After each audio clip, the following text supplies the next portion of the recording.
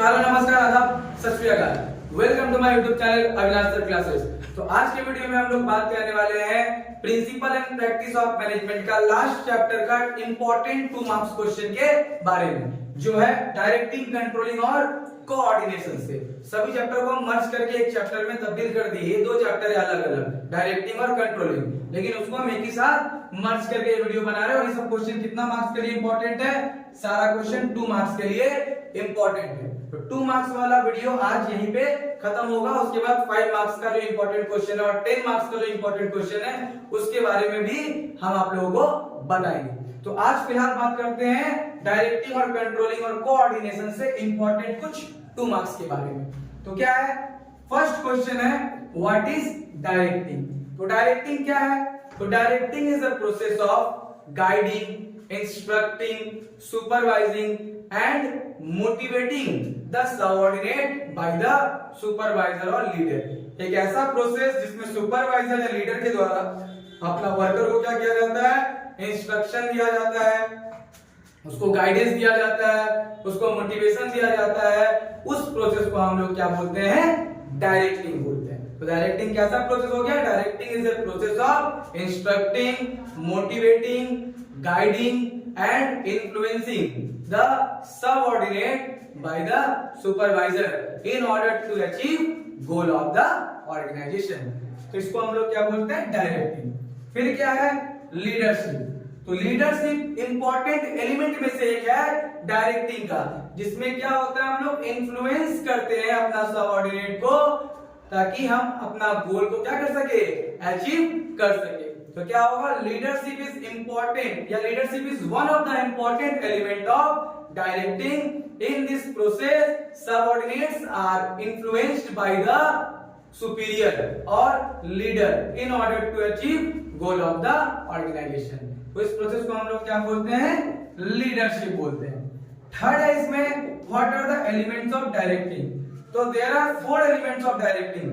Directing का कितना element है? 4 तो। क्या क्या? लीडरशिप, पहला क्या हो गया? लीडरशिप। दूसरा क्या हो गया? सुपरविजन, जो सुपरवाइजर के द्वारा सुपरवाइज किया जाता है सारा एक्टिविटीज को।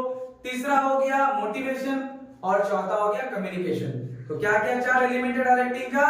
फर्स्ट वन क्या है? लीडरशिप, दूसरा है सुपरविजन, तीसरा है मोटिवेशन और चौथा है कम्युनिकेशन। तो ये 4 एलिमेंट डायरेक्टिंग का है। नेक्स्ट है डिफाइन मोटिवेशन। तो मोटिवेशन भी क्या है? एक एलिमेंट है डायरेक्टिंग का, जिसमें हम लोग क्या करते हैं? इंस्पायर करते हैं सबऑर्डिनेट को ताकि वो काम को कर सके और हमारा जो गोल है ऑर्गेनाइजेशन का वो क्या हो?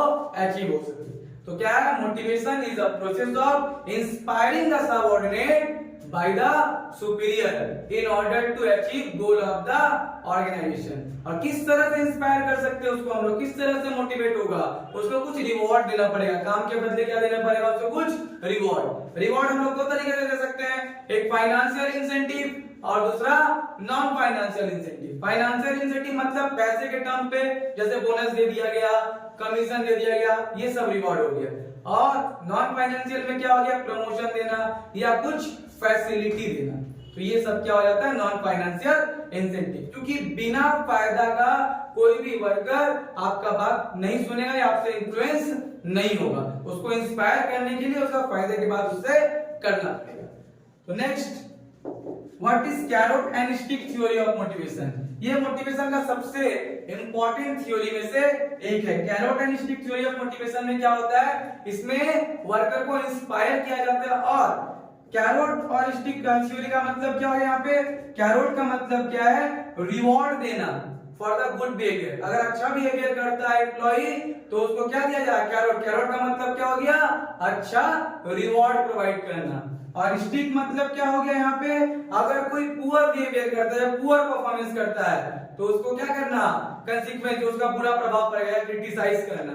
इसी को हम लोग क्या बोलते हैं? Carrot and stick theory of motivation. इससे क्या होता है? रिवॉर्ड भी है और उसका मतलब क्या होता है? बदले में काम नहीं कर पाया तो उसके लिए क्या किया जाएगा? उसको पनिश भी किया जा सकता है। या फिर उसका क्या होगा? पुअर परफॉर्मेंस के लिए उसको रिवॉर्ड नहीं दिया जाएगा। जो अच्छा परफॉर्मेंस करेगा उसको रिवॉर्ड दिया जाएगा, जो पुअर परफॉर्मेंस करेगा उसको रिवॉर्ड कोई भी नहीं मिलता है। तो इसी थ्योरी पे बेस्ड है क्या, कैरोट एंड स्टिक थ्योरी। अगर अच्छा बिहेवियर करोगे, अच्छा परफॉर्मेंस रहेगा तो आपको कैरोट एज ए रिवॉर्ड मिलेगा, और स्टिक क्या है, कंसीक्वेंस ऑफ बैड परफॉर्मेंस है। स्टिक क्या है, कंसीक्वेंस ऑफ बैड परफॉर्मेंस। उसके बाद है कोऑर्डिनेशन। कोऑर्डिनेशन क्या है, तो coordination is a process of establishing and maintaining harmony among the different departments of the organization। organization का अलग अलग डिपार्टमेंट्स के बीच हार्मनी मतलब क्या, यूनिटी स्टेब्लिश करना, उसको मेंटेन करते जाना, इसी प्रोसेस को हम लोग क्या बोलते हैं, कोऑर्डिनेशन। और कोऑर्डिनेशन को हम लोग क्या बोलते हैं, एसेंस ऑफ मैनेजमेंट। और कोऑर्डिनेशन के लिए कोऑपरेशन का भी जरूरी होता है, क्योंकि बिना कोऑर्डिनेशन का हम लोग प्रॉपर मैनेजमेंट नहीं कर सकते, सबको एक फ्रेम में नहीं ला सकते, एक फ्रेम में बाइंड नहीं कर सकते, क्योंकि मैनेजमेंट कैसा प्रोसेस है, ग्रुप एक्टिविटी, इसमें सबका साथ में होना जरूरी होता है, इसलिए मैनेजमेंट के लिए कोऑर्डिनेशन भी क्या है, जरूरी है। नेक्स्ट है mention 4 principle of coordination. Chart को प्रिंसिपल का बताना है, ऐसे बहुत सारा प्रिंसिपल है कोऑर्डिनेशन का।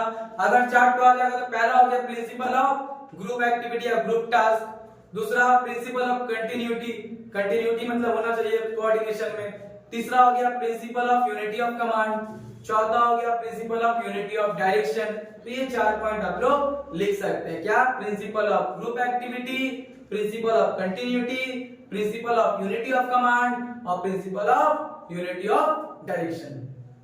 नेक्स्ट है डिफाइन कंट्रोल। कंट्रोल क्या है, तो controlling is a process of, controlling is a process of measurement या फिर comparing the actual performance with the standard performance. जो एक्चुअल परफॉर्मेंस हुआ है और जो हम परफॉर्मेंस सेट किए थे उसको क्या किया जाता है, कंपेयर किया जाता है, और कंपेयर करके अगर जो मतलब क्या कमी रहता है उसके लिए क्या लिया जाता है, करेक्टिव मेजर्स भी लिया जाता है, and take corrective measures, and take corrective measures. ठीक है, उसी प्रोसेस को हम लोग क्या बोलते हैं, कंट्रोलिंग। तो कंट्रोलिंग कैसा प्रोसेस है, कंट्रोलिंग के द्वारा हम लोग क्या कर सकते हैं, मेजरमेंट करते हैं एक्चुअल परफॉर्मेंस या कंपेयर करते हैं actual performance with the standard performance. Actual performance का स्टैंडर्ड परफॉर्मेंस के साथ क्या करते हैं, कंपैरिजन करते हैं, उसी प्रोसेस को हम लोग क्या बोलेंगे, कंट्रोलिंग। ठीक है, और करेक्टिव एक्शन भी लिया जाता है किसी चीज को इंप्रूवमेंट लाने के लिए, किसी भी चीज में इंप्रूवमेंट लाने के लिए क्या, करेक्टिव एक्शंस भी लिया जाता है, जो भी फॉल्ट है। उसके बाद control is the most important function of management discuss. यही उसका डेफिनेशन की तरह है कि कंट्रोल क्यों इंपॉर्टेंट फंक्शन है, क्योंकि ये फॉरवर्ड भी देखता है और बैकवर्ड भी देखता है कि जो बैकवर्ड में जो गलती हो गया है वो दोबारा से रिपीट ना हो। इसके लिए क्या हो जाता है, करेक्टिव एक्शन लिया जाता है ताकि उसमें इंप्रूवमेंट लाया जा सके, और एक्चुअल परफॉर्मेंस और स्टैंडर्ड परफॉर्मेंस का क्या कंपैरिजन करके भी देखता है। इसलिए कंट्रोलिंग क्या है, इंपॉर्टेंट फंक्शन ऑफ मैनेजमेंट है।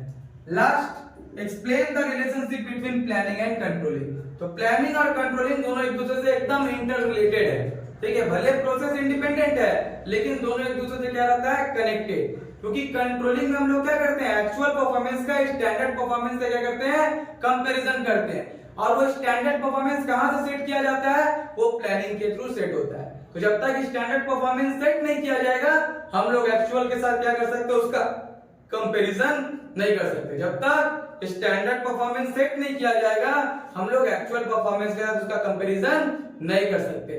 तो इस तरह से प्लानिंग और कंट्रोलिंग क्या है, एक दूसरे से इंटर रिलेटेड है। तो इस तरह से अपना 2 मार्क्स वाला क्वेश्चन, अपना लास्ट चैप्टर का भी क्या होता है, कंप्लीट। इसके बाद आप लोगों को 5 मार्क्स और 10 मार्क्स का क्वेश्चन का इंपॉर्टेंट दिया जाएगा। तब तक के लिए वीडियो अगर पसंद आता है तो वीडियो को लाइक कीजिए और अपने दोस्तों के साथ शेयर कीजिए, और चैनल आप लोगों ने अभी तक सब्सक्राइब नहीं किया तो चैनल को सब्सक्राइब कीजिए। Thank you.